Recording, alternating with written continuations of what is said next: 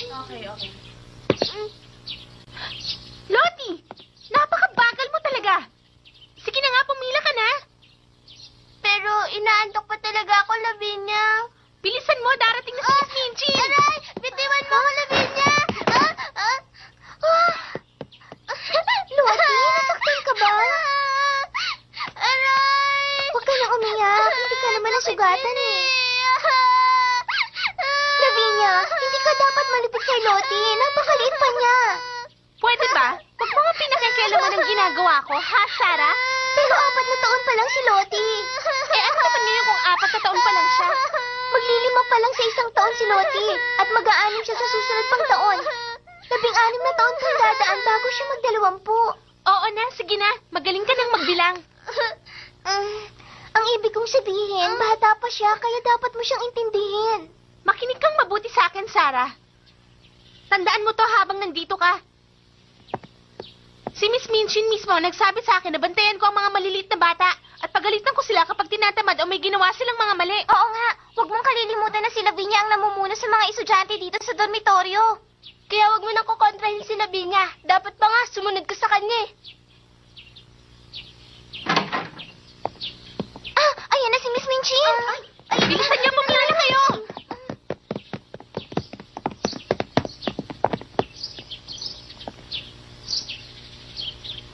Lavinia, nandito na ba ang lahat ng estudyante? Opo, Miss Minchin. Kung ganon, lumakad na kayo. Opo, Miss Minchin. O, paano tayo na? Huwag kang babagal-bagal dyan, ha? Ha, Lottie?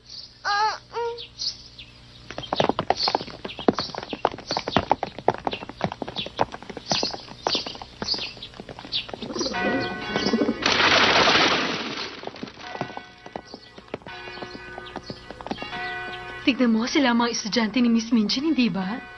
Elegante sila kung kumilos, kahit na mga bata pa sila. Tignan mo ang batang yon. Napakaganda at pino kung kumilos. Oo nga, para siyang prinsesa na nagmula sa ibang bansa.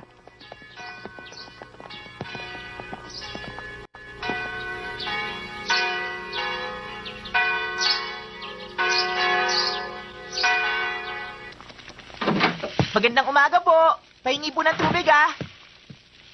Wow, ang bango naman po niyan. Ano po bang tanghalian ngayon? Ha? Patatas lang ang para sa'yo, Peter. Hindi po yung sa akin. Yung tanghalian po ni Miss Sarah ang gusto kong malaman. Scotch-style soup of mutton at kidney pie para kay Miss Sarah. Aba, mukhang masarap po yun, ah. At espesyal. Mula nang dumating siya, palagi na kami nagluluto ng espesyal na putahe. Yun kasi ang utos ni Miss Minchin. Ah, ganun po ba?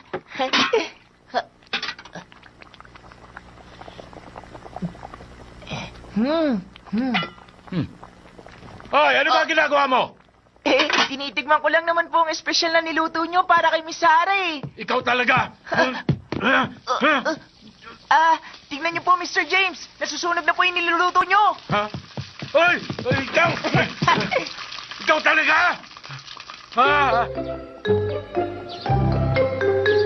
Maghugas na kayo ninyong mga kamay at kakain na.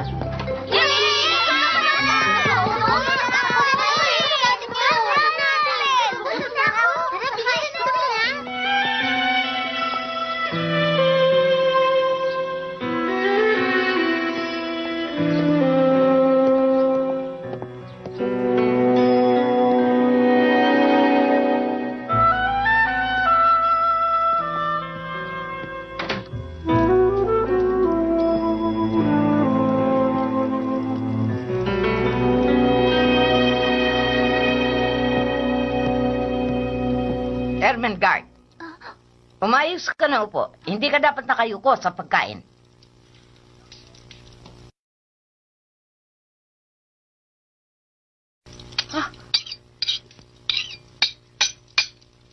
Lottie! Lottie! Hindi mo dapat pinaglalaroan ng mga kubyertos. Pero... Huwag kang sumagot, ha? Pero Miss Minchin, ayoko pong kumain. Ano ka mo?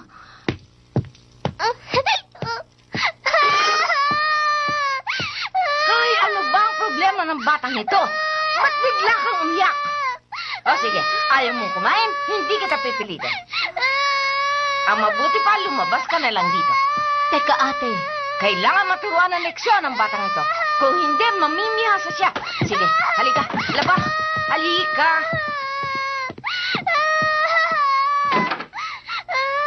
Sige.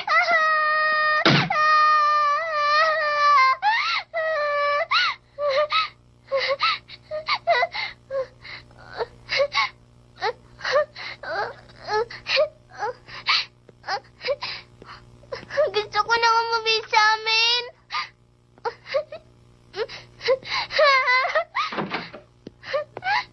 Gusto ko na umuwi.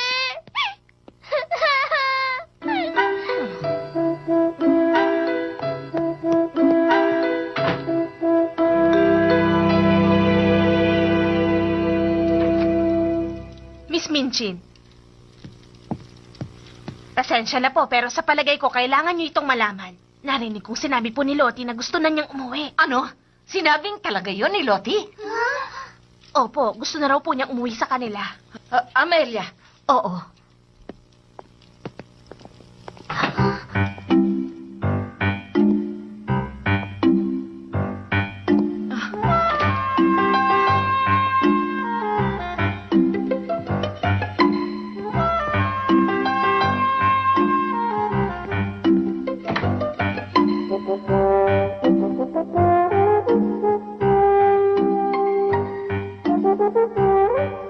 Ate, mukha ngang lumabas si Lottie. kailangan mahanap natin siya agad. Oo, ate. Ano bang ginagawa niyo dito? Mali kayo sa dining room.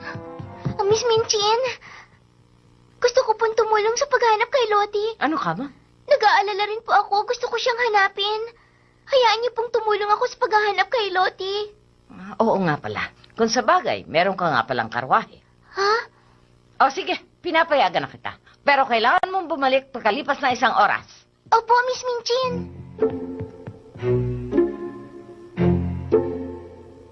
Peter! Ano yun, Miss Sarah? Peter, may masama nangyari. Nawawala si Lottie. Ano? Nawawala? Hanapin natin siya. Gamitin natin ang karwahe. Sige, Miss Sarah. Hanapin natin siya.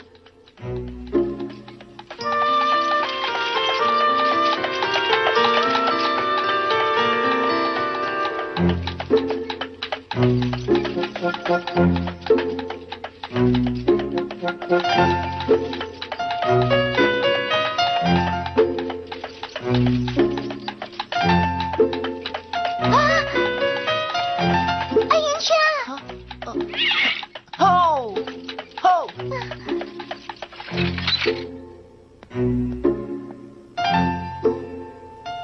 Yeah!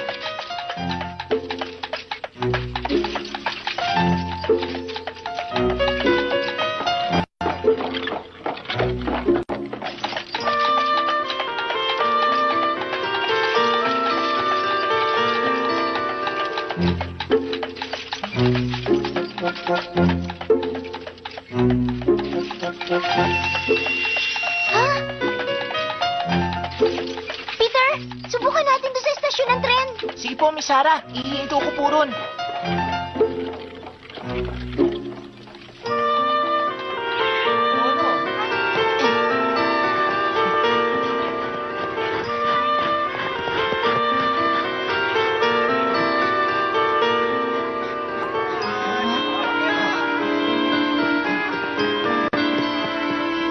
Sir, may nakita po ba kayong batang babae 4 na taong gulang?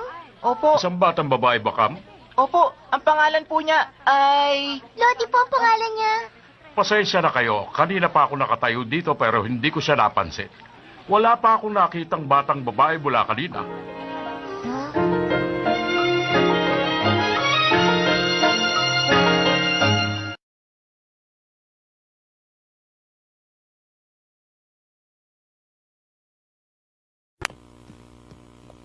Sa tingin ko, hindi siya makakalayo dito nang siya lang mag-isa. Pero nalibot ko ng dormitoryo. Hindi ko pa rin siya nakita. Ikinalulungkot ko, ate. Kung hindi ako nagkakamali, Amelia, sa Portsmouth siya nakatira. Baka nagpunta siya sa istasyon ng tren.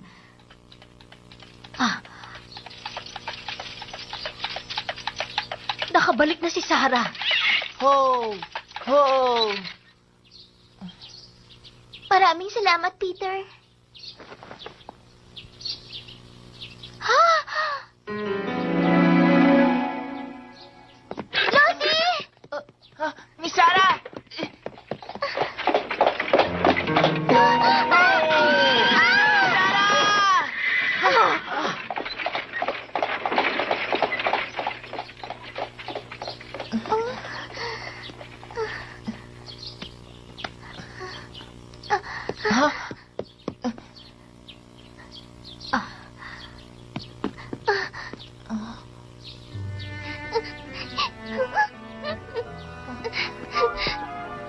Lottie?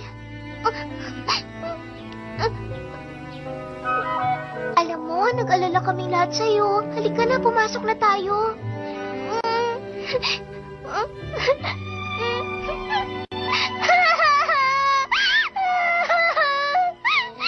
Sige na, Lottie.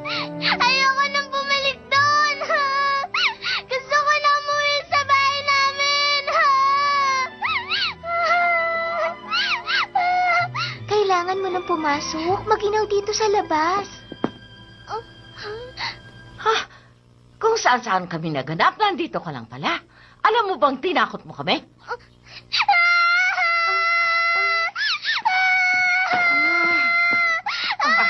Miss Minchin! Ate!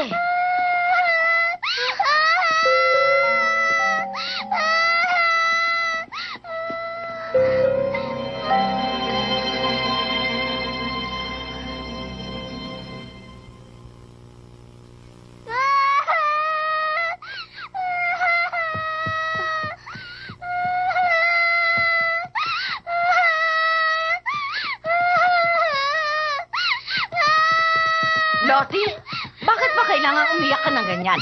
Ayoko na dito! Ayoko na dito! Wala akong mama! Wala akong mama! Wala akong mama!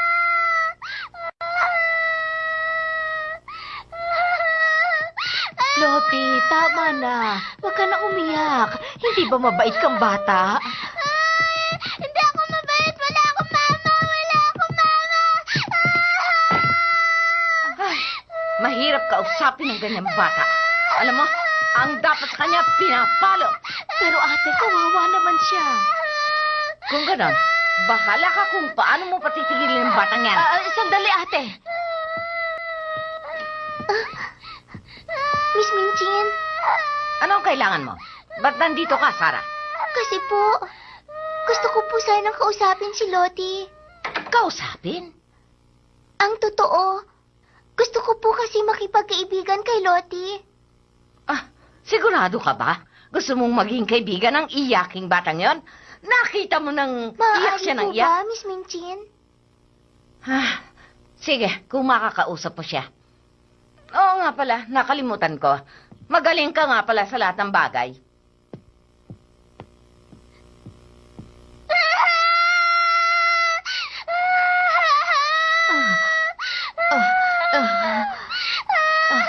Lottie, tumigil ka na sa pag-iyak.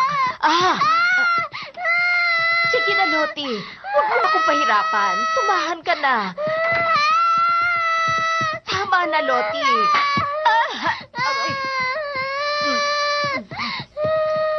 Sinabi nang tumigil ka na. Babalayin ako ni Miss Amelia! Salbahin si Miss Amelia! Lottie, pasensya ka na sa akin. Miss Amelia? Miss Sarah, Kasi po, ang sabi ni Miss Minchin, subukan ko raw pong kausapin at patigilin si Lottie. ha? Magagawa mo yun, Sarah? Hindi po ako sigurado. Pero susubukan ko, Miss Amelia. Ganun ba? Ngayon lang ito nangyari sa amin. Napakahirap niyang patahanin. O, paano? Ikaw nang bahala. Opo. Aray ko!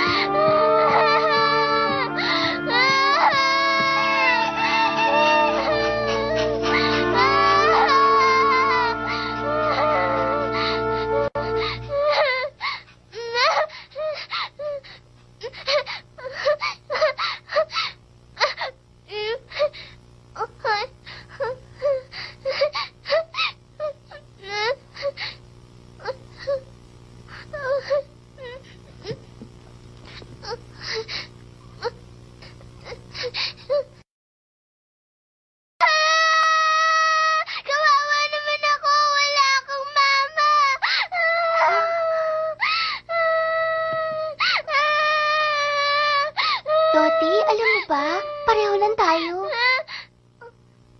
Totoo bang sinabi mo? Talaga, Sarah? Wala ka ring mama tulad ko? Oo, Lottie. Pumunta na siya sa langit nung 4 na taong gulang pa lang ako. Nasa langit siya? Alam kong binabantayan ako ng mama ko mula sa langit. Nakikita niya ang mga nangyayari sa akin at ang mga ginagawa ko. Eh, ang mama ko, Sarah. Pareho lang sila ng mama ko. Katulad ko, sigurado akong binabantayan ka rin ng mama mo mula sa langit. Sarah, naaalala mo pa ba ang mama mo? Oo, siyempre naman. Mabait ba ang mama mo? Oo, napakabait niya at napakaganda pa. Alam ko na, sumama ka sa kwarto ko at ipakikita ko sa iyong mama ko. Sige, Sarah!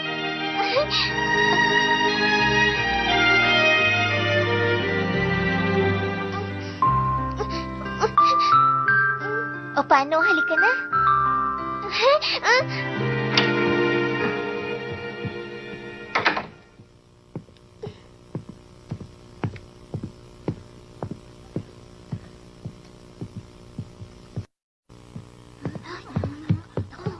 Ayun na sila!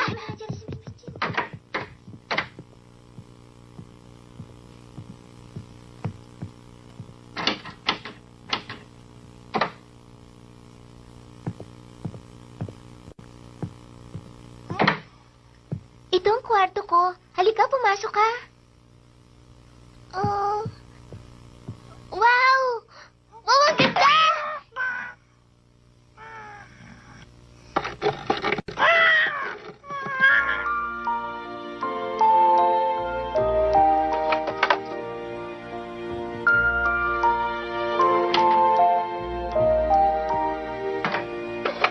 Tingnan mo, ito ang mama ko.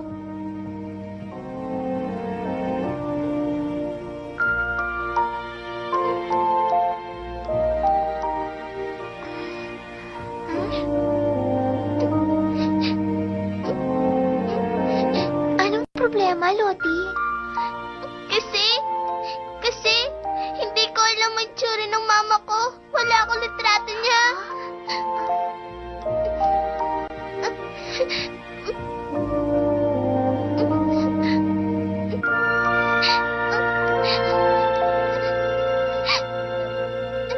Alam ko na, ganito ang gawin natin. Makinig ka, huwag ka na uling aalis. Mula ngayon, ako na magiging mama mo dito. Ano, Sarah? Ikaw na magiging mama ko? Oo. Talaga? Ang saya!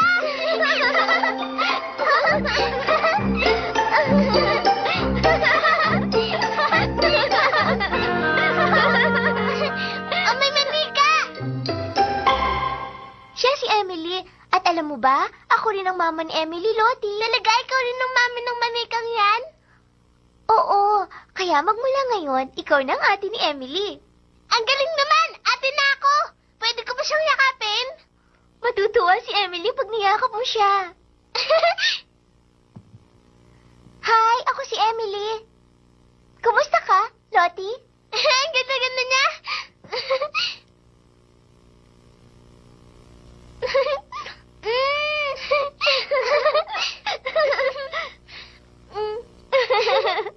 Sarah!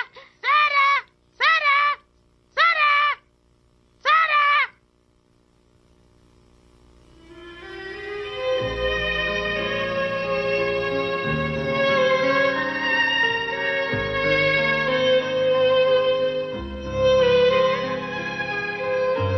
Ngayong gabi, magkatabi tayo matutulog dito sa kwarto ko. Pero bukas, dapat doon ka na matutulog sa kwarto mo, ha? At hindi na rin ako iiyak. Dahil meron na akong Mama Sarah. Tama, Lottie.